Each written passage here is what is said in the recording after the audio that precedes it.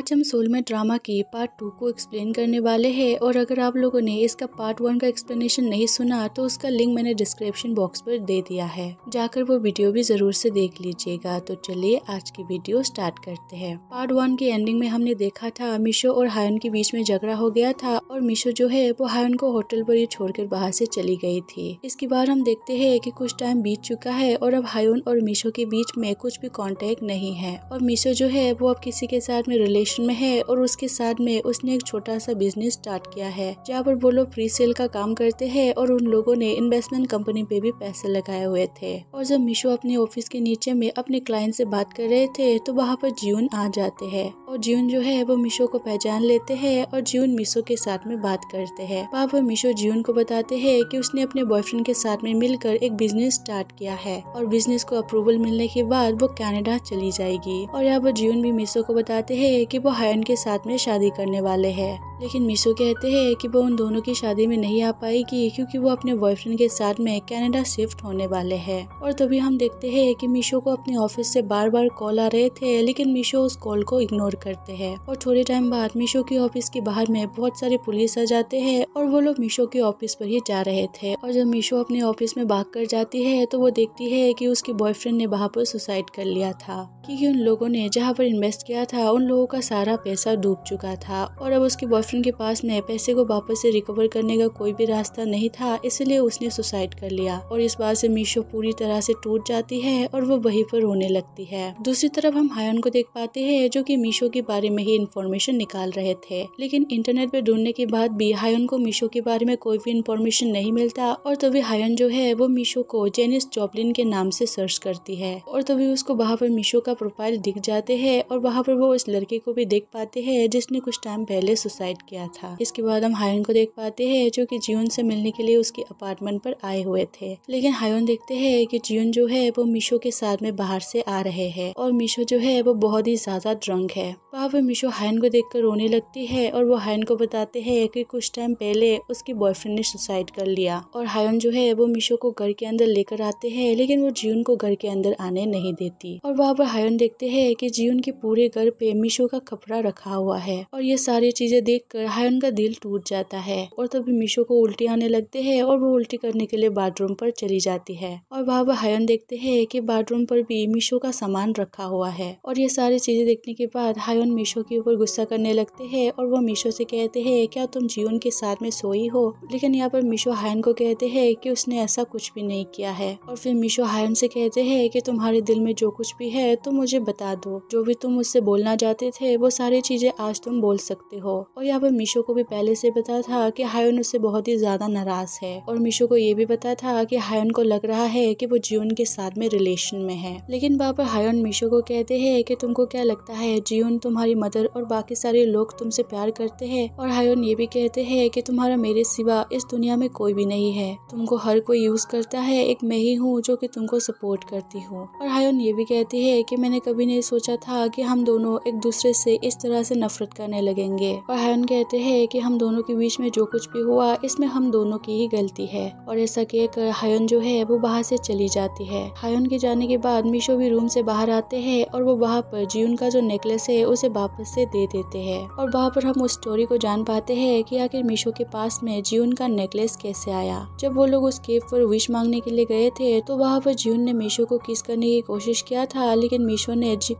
ने जियून के लिप पे काट दिया था। और वहाँ पर मिशो जियून से कहते हैं कि मुझे तुम्हारा नेकलेस चाहिए क्योंकि मैं 27 की एज पर मरना नहीं चाहती। और जियून भी उसकी इस बात को मान लेते हैं और वो उसे अपना नेकलेस दे देते हैं। इसके बाद कहानी जो है वो वापस से प्रेजेंट डे में आते हैं जहाँ पर मिशो जो है वो किसी बच्चे के साथ में थे और यहाँ पर शायद मिशो ने किसी से शादी कर लिया था और उसका अब बच्चा भी है। और हम जियून को भी देख पाते हैं जो कि अब डॉक्टर बन चुका था। और इसके बाद कहानी जो है वो वापस से पास्ट में चली जाती है जहाँ पर जियून ने हायन को शादी के लिए प्रपोज किया था और वहाँ पर हायन भी जियून के साथ में शादी करने के लिए मान जाते हैं और वो दोनों जीजू आइलैंड पर ही अलग से घर में एक साथ रहने लगते हैं। और जब एक दिन वो लोग ब्रेकफास्ट कर रहे थे तो वहाँ पर जियोन हायोन से कहते हैं कि वो शादी के बाद में सोल में जाकर रहना चाहते हैं, लेकिन हायोन कहते हैं कि आखिर तुम सोल में जाना ही क्यों चाहते हो, जिस पर जियोन कहते हैं कि सोल में जाना उसका सपना है और वो वहीं पर जाके रहना चाहते हैं, जैसे कि तुम्हारा सपना है टीचर बनना। लेकिन वहाँ पर हायोन जियोन को बताते हैं कि उसका टीचर बनने का कोई भी सपना नहीं था। उसके फादर चाहते थे कि हायोन टीचर बने, इसलिए उसने टीचर बनने का डिसाइड किया। और वहाँ पर जियोन हायोन से कहते हैं कि हम जब पहली बार मिले थे तो तुमने मेरा बहुत ही अच्छा सा पोर्ट्रेट बनाया था। और वहाँ पर हायोन जियोन से कहते हैं कि मैं अपना टीचर का जॉब छोड़ना चाहती हूँ। और हायोन कहते हैं कि वो अपना ड्राइंग का करियर जो है वो कंटिन्यू करना चाहती है। लेकिन वहाँ पर जियोन हायोन से कहते हैं कि ड्राइंग का कोई भी करियर नहीं है, तुम ड्राइंग को ऐसा हॉबी की तरह कर सकते हो, लेकिन तुम उसे कभी भी करियर नहीं बना सकते। लेकिन जियोन के इस बात से हायोन को बहुत ही ज्यादा बुरा लगता है। इसके बाद हम जियोन और हायोन की शादी का सीन देख पाते हैं, जहाँ पर शादी से पहले सारे लोग फोटोशूट वगैरह करा रहे थे। लेकिन वही हम हायोन को देख पाते हैं जिसके मन में बहुत ही ज्यादा सवाल चल रहे थे और वो अपनी शादी में बिल्कुल भी खुश नहीं लग रही थी। और तभी जियोन का एक फ्रेंड आकर जियोन को बताते हैं कि हायोन जो है वो शादी को छोड़कर बाहर से चली गई है। और जब जियोन वहाँ पर हायोन को देखने के लिए आते हैं तो हायोन सच में बाहर से चली गई थी। और हायोन के इस डिसीजन की वजह से हायोन के फादर हायोन के ऊपर बहुत ही ज्यादा गुस्सा करते हैं, लेकिन हायोन ने अपना मन बना लिया था। अपने घर से जाने से पहले हायोन अपनी मदर से बात करती है कि मैंने आप लोगों का बात नहीं माना, कि आप लोगों को इससे बुरा लगा है, जिस पर उसकी मदर कहती है कि ये तुम्हारा लाइफ है और तुम जैसे चाहो उस तरह से जी सकते हो। और हायोन को ये सुनकर बहुत ही ज्यादा अच्छा लगता है। इसके बाद हम हायोन को देख पाते हैं जो कि सोल जाने के लिए निकल गई थी और वो पहली बार फ्लाइट पर बैठी थी। और जब हायोन सोल पर आते हैं तो वो उसी रूम को रेंट पर लेते हैं जिस रूम पर पहले मिशो रहा करती थी। और वहीं पर हायोन ने मिशो का बहुत ही खूबसूरत सा पोर्ट्रेट बनाना स्टार्ट किया था। इसके बाद हायोन जो है वो खुद मिशो से मिलने के लिए चली जाती है। वहाँ पर मिशो भी हायोन को देखकर बहुत ही ज्यादा खुश हो जाती है और वो मिशो को अपने साथ अपने घर में लेकर आते हैं, जहाँ पर उसके साथ में उनके कलीग भी रहते थे। मिशो के साथ कुछ टाइम रहने के बाद अब हायोन जो है वो वर्ल्ड टूर पर जाने वाले थे, क्योंकि हायोन जो है वो अलग अलग जगह का एक्सपीरियंस लेना चाहते थे और अपने एक्सपीरियंस से वो अपने ड्राइंग के करियर को आगे बढ़ाना चाहते थे। और जाने से पहले हायोन जो है वो मिशो को एक इयररिंग्स गिफ्ट करते हैं और हायोन ने एक इयररिंग्स अपने कान में पहन लिया था और दूसरा इयररिंग जो है वो मिशो को दे देती है। इसके बाद हायोन जो है वो अपनी लाइफ के न्यू चैप्टर को स्टार्ट करते हैं और हायोन जहाँ पर भी होती थी वो मिशो को हमेशा लेटर सेंड करती थी। और हायोन लेटर पर लिखते हैं कि मुझे ऐसा लग रहा है जैसे हम दोनों ने अपना लाइफ चेंज कर लिया हो, क्योंकि वर्ल्ड टूर पर जाने का सपना तुम्हारा था और मैं हमेशा से एक ही जगह पर रहना चाहती थी। इसके बाद कहानी जो है वो वापस से प्रेजेंट पर आ जाती है और वहाँ पर जियोन जो है वो मिशो से मिलने के लिए आए हुए थे। वहाँ पर जियोन मिशो से हायोन के बारे में पूछते हैं, लेकिन मिशो कहते हैं कि उसका हायोन के साथ में अब कोई भी कांटेक्ट नहीं है। लेकिन तभी वहाँ पर मिशो को हायोन का कॉल आ जाते हैं और जियोन भी इस चीज को देख लेते हैं। लेकिन थोड़े टाइम बाद मिशो का जो बेटी है वो वहाँ पर आती है और मिशो की बेटी का नाम जो है उसका नाम भी हायोन ही था। और वहाँ पर मिशो की बेटी ने ही मिशो को कॉल किया था। लेकिन वहाँ पर मिशो जो है वो जियोन को सब कुछ सच बता देते हैं कि हायोन जब उससे मिलने के लिए आए थे तो वो प्रेग्नेंट थी और मिशो उसको अपने घर में लेकर आ गई थी। और वहाँ पर मिशो ने हायोन से पूछा था, क्या तुम्हारी प्रेग्नेंट वाली बात जियोन को पता है, जिस पर हायोन कहते हैं कि जियोन को इसके बारे में कुछ भी नहीं पता। और हायोन वहाँ पर कहती है कि वो अपनी बच्ची को अकेले ही पालना चाहती है। लेकिन वहाँ पर मिशो हायोन से कहते हैं कि हम दोनों तुम्हारी बच्ची को मिलके बड़ा करेंगे।